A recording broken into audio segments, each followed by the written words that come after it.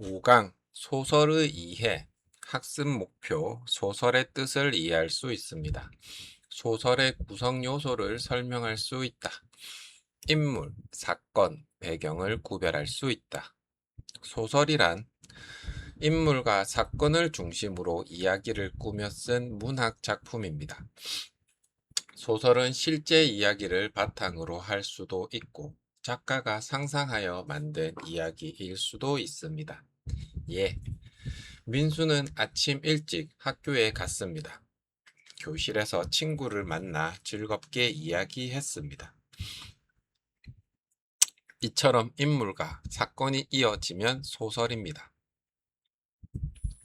소설의 구성. 소설은 크게 다음 요소로 이루어집니다. 인물, 사건, 배경. 이 세 가지는 검정고시에서 가장 자주 출제됩니다. 인물. 인물이란 소설 속에서 행동하거나 말을 하는 사람 또는 동물 등입니다. 인물의 종류, 주인공, 이야기의 중심이 되는 인물, 예시, 홍길동. 주변 인물, 주인공을 도와주거나 갈등을 만드는 인물, 예시, 친구, 부모님, 선생님. 인물의 성격, 소설에서는 인물의 성격도 중요합니다. 예시, 착하다, 용감하다, 욕심이 많다, 정직하다, 친절하다. 사건, 사건이란 이야기 속에서 일어나는 일입니다.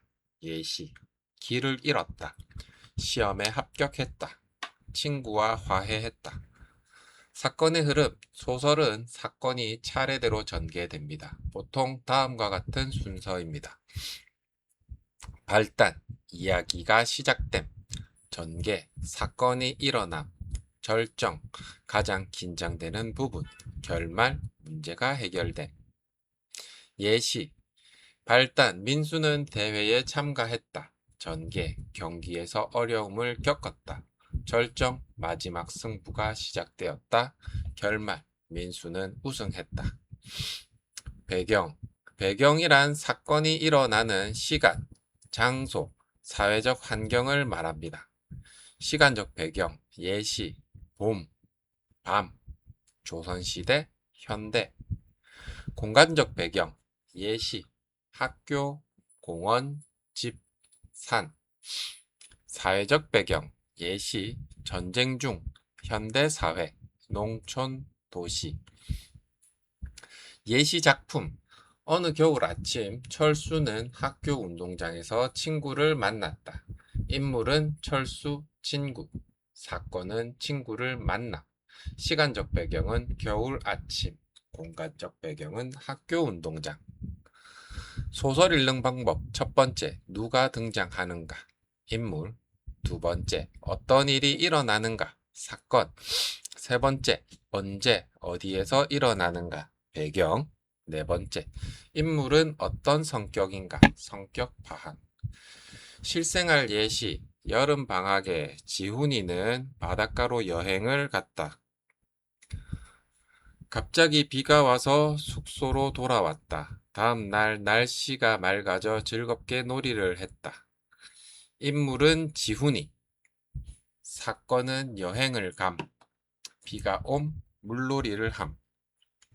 시간적 배경, 여름 방학. 공간적 배경, 바닷가. 핵심 정리. 소설은 인물과 사건을 중심으로 한 이야기. 인물은 이야기 속에서 행동하는 사람. 사건은 이야기 속에서 일어나는 일. 배경은 사건이 일어나는 시간과 장소, 사회적 환경. 확인 문제. 첫 번째, 소설의 구성 요소가 아닌 것은 보기 1. 인물 2. 사건 3. 배경 4. 운율. 정답은 4번 운율. 문제 2번 어느 봄날 학교에서 민지는 친구를 만났다 해서 공간적 배경은 첫 번째 봄날 2. 학교 3. 민지 4. 친구. 정답은 2번 학교. 문제 3번 다음 중 사건에 해당하는 것은 보기 1. 철수 2. 교실 3. 시험에 합격했다 4. 여름. 정답은 3번 시험에 합격했다. 6강 설명문과 논설문.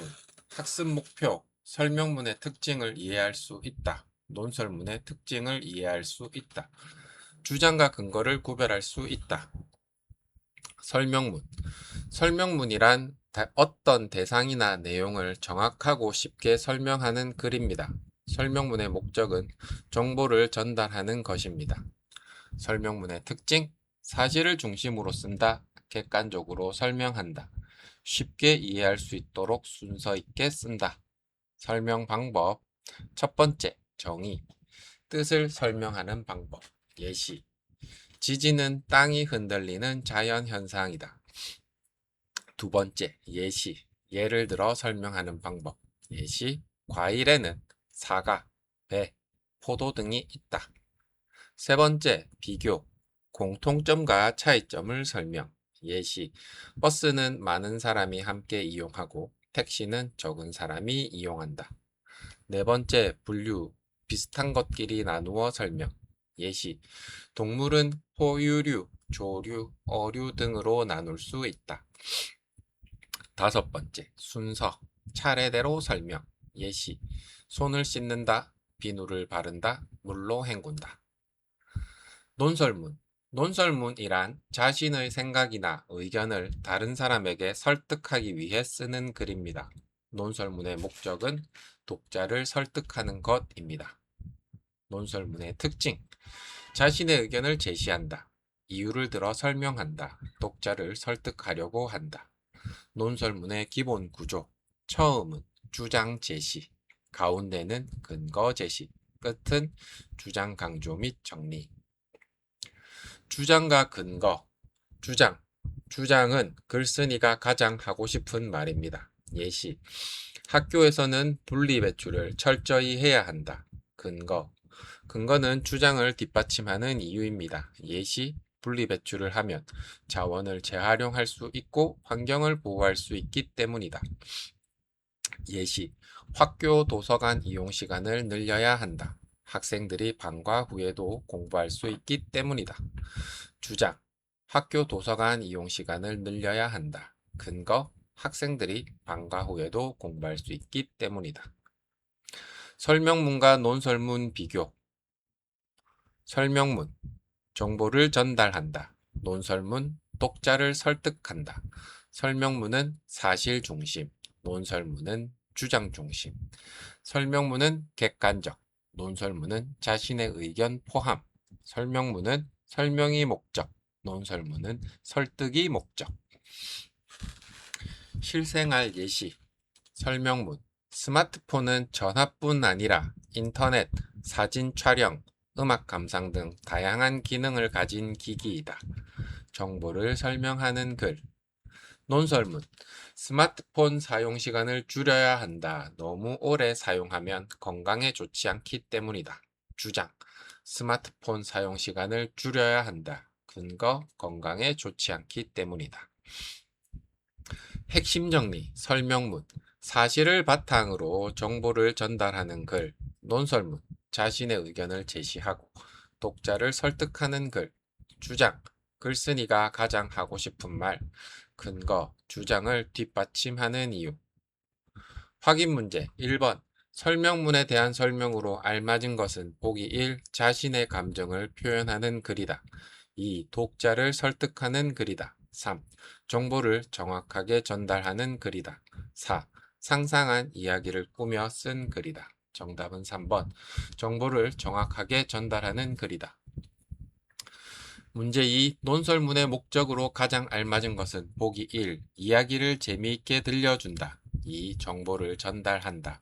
3. 독자를 설득한다. 4. 감정을 표현한다. 정답은 3번. 독자를 설득한다. 문제 3. 다음 글에서 근거에 해당하는 것은 교실에서는 조용히 해야 한다. 그래야 친구들이 공부에 집중할 수 있기 때문이다. 보기 1. 교실 2. 조용히 3. 교실에서는 조용히 해야 한다. 4. 친구들이 공부에 집중할 수 있기 때문이다. 정답은 4번.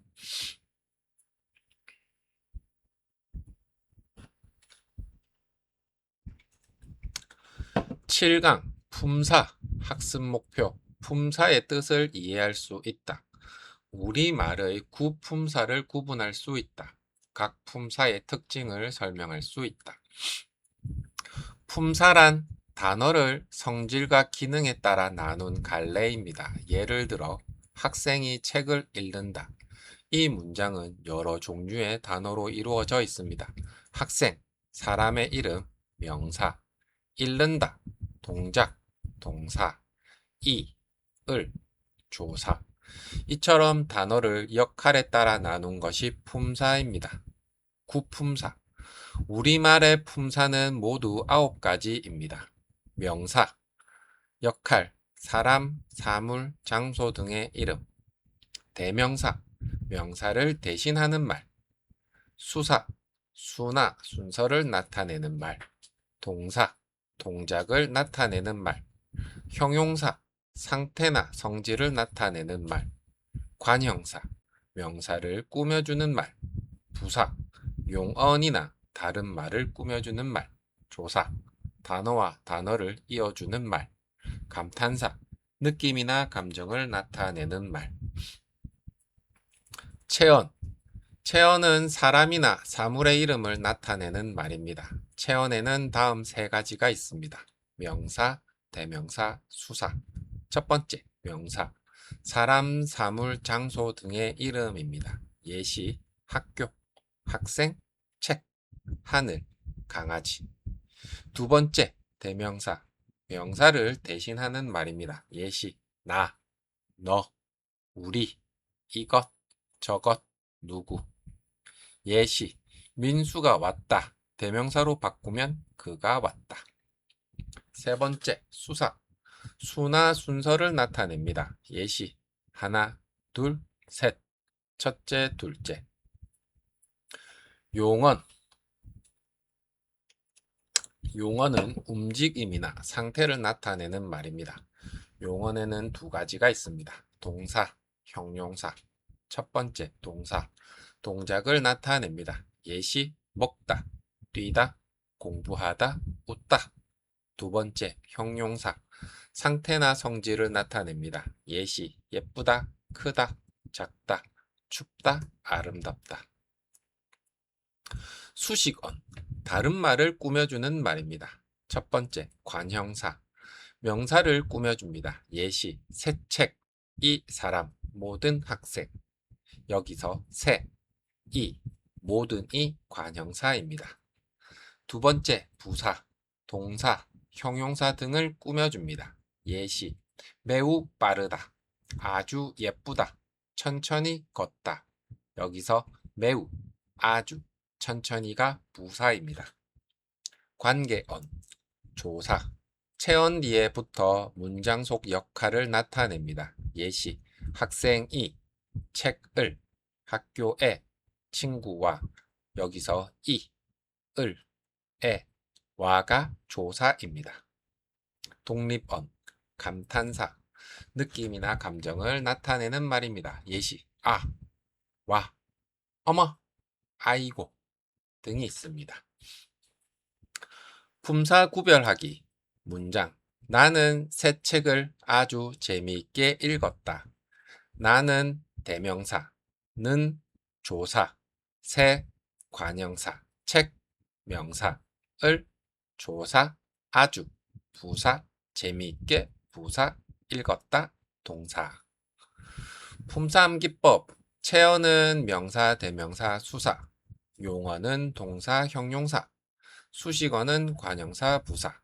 관계어는 조사. 독립어는 감탄사. 핵심 정리. 품사는 단어를 성질과 기능에 따라 나눈 갈래. 국품사에는 명사, 대명사, 수사, 동사, 형용사, 관형사, 부사, 조사, 감탄사가 있습니다. 확인 문제 1. 다음 중 명사는 보기 1. 먹다, 2. 예쁘다, 3. 학교, 4. 매우. 정답은 3번 학교. 문제 2번 다음 중 동사는 보기 1. 아름답다, 2. 공부하다, 3. 학생, 4. 2. 정답은 2번 공부하다. 문제 3 다음 중 감탄사는 보기 1. 학교, 2. 매우, 3. 와, 4. 첫째. 정답은 3번 와.